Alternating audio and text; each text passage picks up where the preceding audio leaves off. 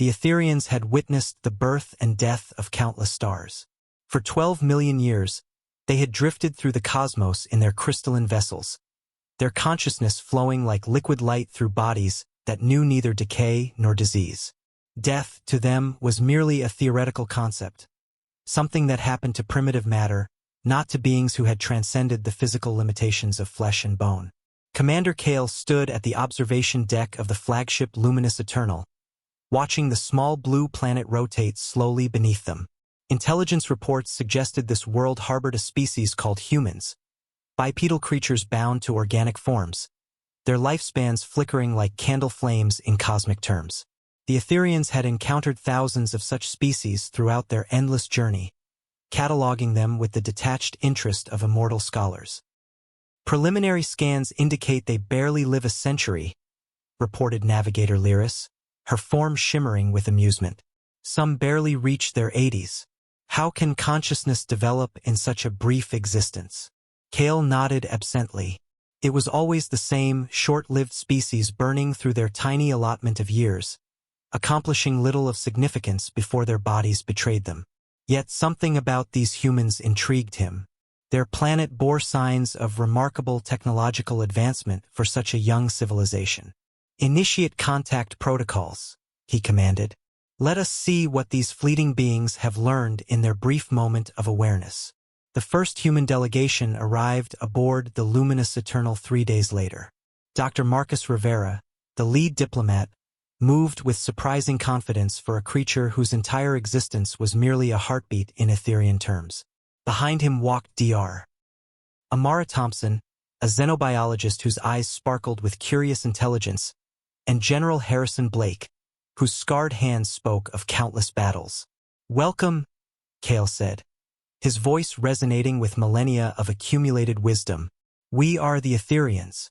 We have traveled between stars since before your son was born." Dr. Rivera smiled, an expression that puzzled Kale with its warmth despite the human's obvious physical fragility. "We're honored by your presence.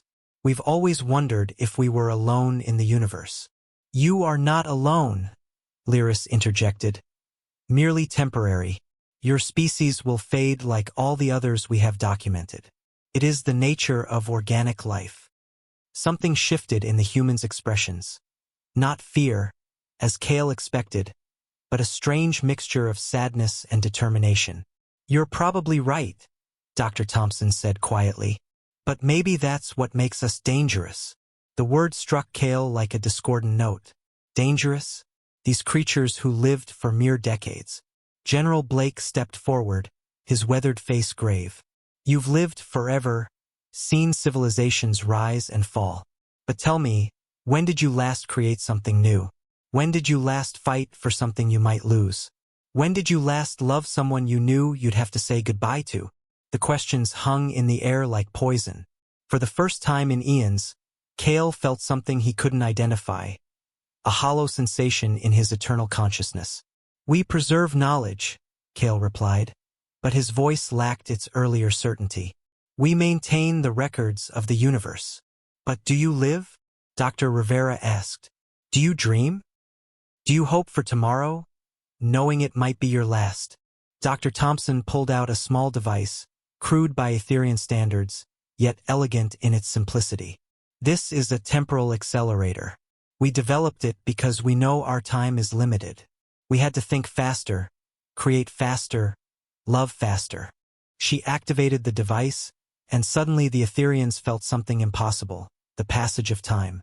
Not the slow, measureless drift of eternity, but urgent, precious moments flowing like sand through desperate fingers. In that brief instant, as their immortal consciousness experienced the weight of mortality, something within them died.